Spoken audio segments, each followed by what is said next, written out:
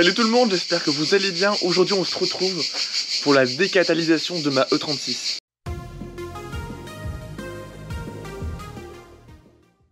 La décatalysation, c'est le fait d'enlever votre catalyseur.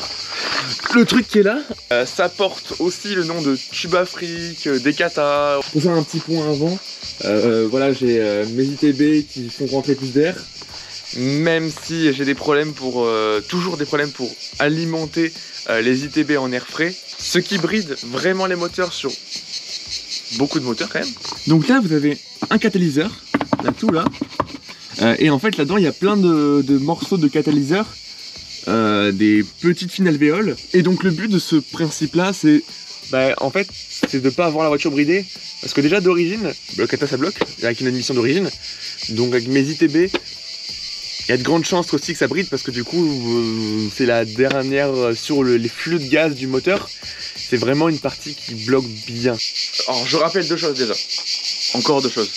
Premièrement, ce qui est derrière moi, pour tous ceux qui sont pas du sud de la France, c'est pas des criquets. Ça s'appelle des cigales. Ce bruit là, c'est des cigales. Parce que la dernière fois, il y a un gars, je donnerai pas son nom, il a dit « Ah, les criquets derrière toi, ils font du bruit ». Et second point, en fait, beaucoup de gens font des catas. Et pour rappel, sur toutes mes voitures et de manière générale, j'essaie de, vu qu'on fait des choses pas forcément...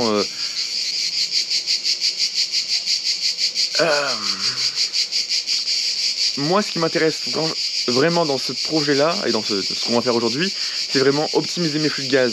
C'est pas faire du bruit. Donc je vais pas faire un décatalyseur juste avec un tube. Voilà, le début du catalyseur ce sera ça. Après je ferai quelques coudes pour rejoindre la ligne là. Et dans la ligne là, je mettrai un silencieux.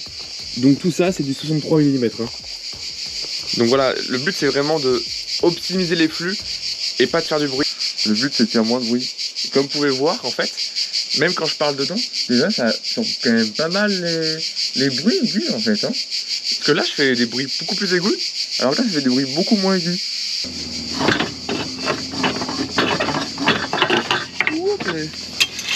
Voilà, la ligne est tombée, donc là on va couper pile poil là, et on va couper pile poil par là.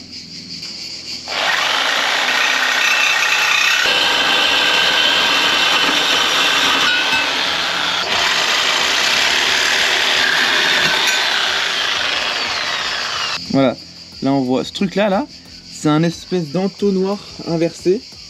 Donc ça fait comme un entonnoir à cet endroit là. Je sais pas l'utilisation. Peut-être que c'est un pare-flamme. Normalement c'est plus trop utilisé. Mais voilà, l'échappement il faut comme ça, il rentre dans le kata. Et après ça va là-dedans, donc ça c'est pas un silencieux. Alors maintenant ce qu'on va faire c'est qu'on va réinstaller cette partie là et cette partie là sur la voiture. Et après on va aviser comment on va monter le tout. Voilà, donc la partie arrière est réinstallée. Le silencieux, je pense que je vais le caler par là.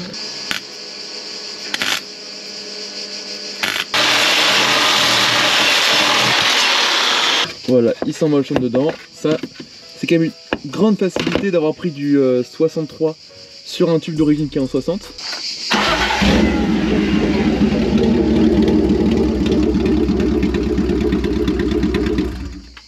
C'est mon 2 en 1 qu'on va pointer tout ça là.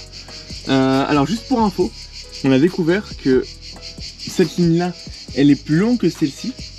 Mais en fait, cette ligne, donc là les gaz d'échappement ils mettent plus longtemps à arriver. Mais en fait, cette ligne là, elle est plus petite que la ligne là. Comme vous pouvez le voir, le tube de droite est vraiment plus petit. Donc vous voyez là il fait quoi? Il fait 45 mm diamètre extérieur. Alors que notre ami l'autre, il fait... En fait, il fait 50 mm extérieur. Donc il y a vraiment une différence de diamètre énorme.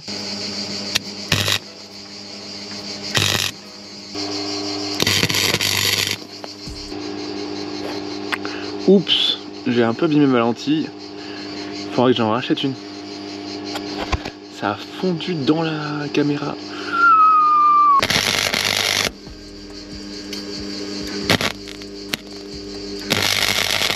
Vous pouvez le voir, un tube de cette dimension serait parfait. Donc c'est-à-dire une douille longue de 15.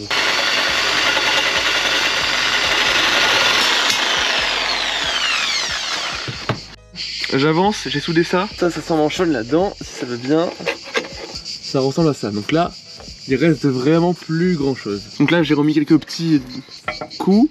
Là j'ai mis aussi des petits coups, c'est encore plutôt chaud. Là c'était déjà soudé, là soudé aussi quelques petits points pour que ça tienne. Donc ça tient. Là aussi, bon là c'est pas très propre parce que j'avais du jour, là aussi. Faut savoir que pour faire les plus belles soudures, c'est-à-dire que là vous voyez, j'ai fait des soudures quand même plutôt propres à ce niveau-là et pas là. Parce que là le plan de joint était vraiment parfait. C'est-à-dire que cette pièce-là, elle est collée à cette pièce-là. Quand vous avez des choses un peu pas très belles comme ça, c'est que vous n'avez pas parfaitement travaillé avant. Et ça c'est super important là, tout le monde pense que souder bien, c'est genre bien soudé. Mais en fait, bien soudé, c'est vraiment préparer le métal pour qu'il se touche parfaitement. Bon, là du coup, j'ai remis quelques lots, on va démarrer. Bon, la ligne n'est pas soudée, hein, mais juste pour voir déjà ce que j'ai fait pointer. Est-ce que ça fait moins de bruit?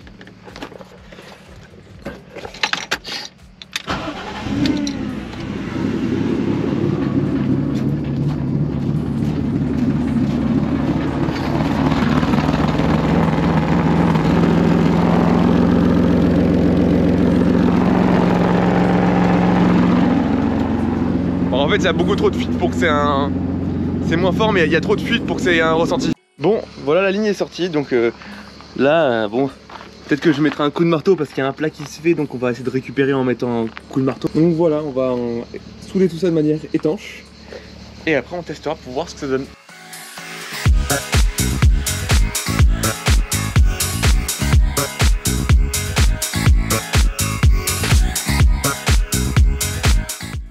Bon voilà, c'est soudé. Je me suis pas trop appliqué, donc les soudures c'est pas foufou. Surtout comme je vous disais, j'avais des jours, donc quand on a des jours ça c'est toujours moins beau. Alors voilà, c'est bon.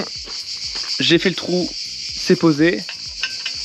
Maintenant, il n'y a plus qu'à souder. Bon, avec les moyens du bord, quoi.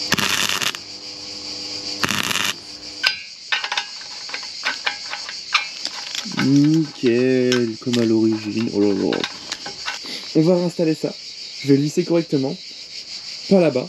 Et on va juste écouter le bruit que ça a déjà comme ça. Voir si ça fait le même bruit que collecteur ouvert. Ou si eh ben, le fait qu'il y ait du tube comme ça et un petit silencieux déjà, ça absorbe ou pas le bruit. Point très différent sur lequel je n'avais pas du tout compté, mais qui est vraiment très différent. C'est le poids. Parce que c'est vraiment très léger. Voilà, la ligne est réinstallée. Vous pouvez voir. Elle est exactement comme on l'avait pointé, donc là il y a de la place. C'est chaud mais il y a de la place. Je mets du BD40 dessus. Bref.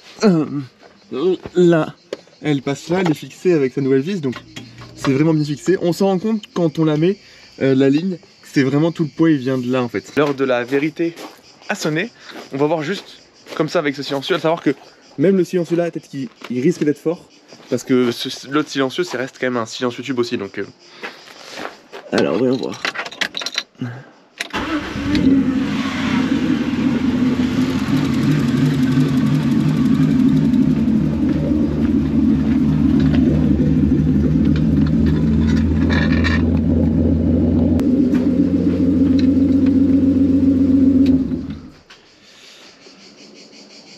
Oui, c'est quand même trop fort là.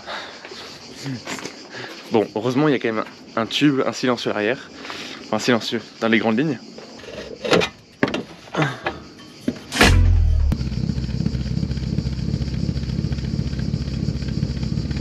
Les AFR marchent bien.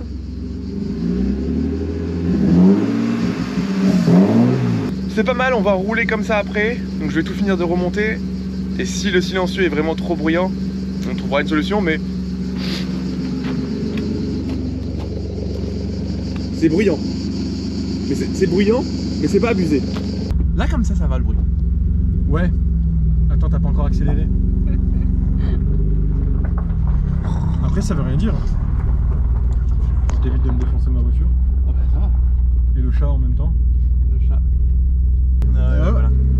Elle doit te voir de loin. Ah, mais oh putain. Ça va. Oui, ça va.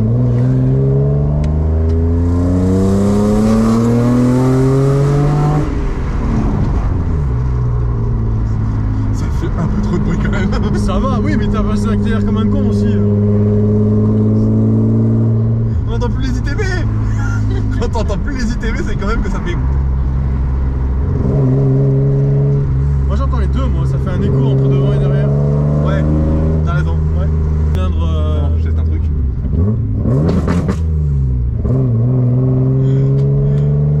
Ouais, putain, c'est vrai que t'as plus le. Oui, j'ai plus rien là, c'est foutu.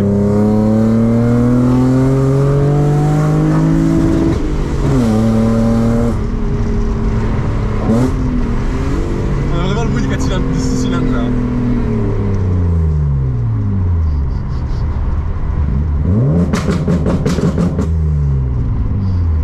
Ça doit être fort. C'est un peu bruyant quand même. Hein. Là, C'est trop bruyant, non? nickel. C'est une poule mouillée. Ouais, ça fait beaucoup moins de bruit. Il va pas tomber. Ouais, Les trucs sont sortis du pot là? Ah ouais, il y a des trucs qui sont sortis du pot. Il y a la nature qui est rentrée dans le pot. C'est quand même bien mieux là, pour voir. Ouais, déjà, tu vois. j'ai l'impression que ça a rien changé, gros. Pourquoi? Ça fait beaucoup de bruit là? Oui. Donc je encore plus, j'ai l'impression que ça fait encore plus de bruit. Non, mais c'est aigu, mais ça coupe les graves. Non, mais c'est très bien. Justement, je préfère que ça soit grave que aigu, moi. Ouais, mais là, moi, le but, c'est pas trop faire de bruit. Tu sais, les flics, ils vont aller faire. Bon, ça va. Ça va là.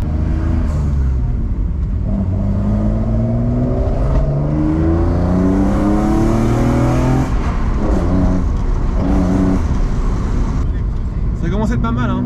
Le bruit commence à être pas mal.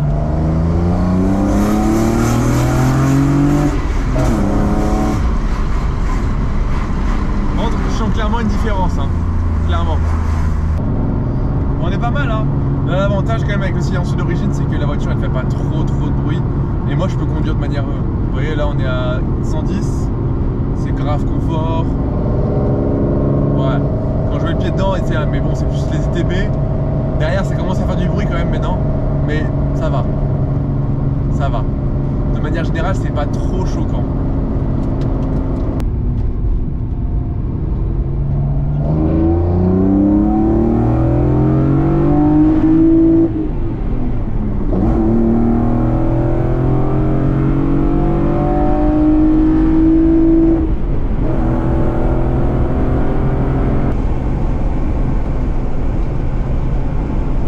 J'ai pas de turbo, je peux pas faire le malin.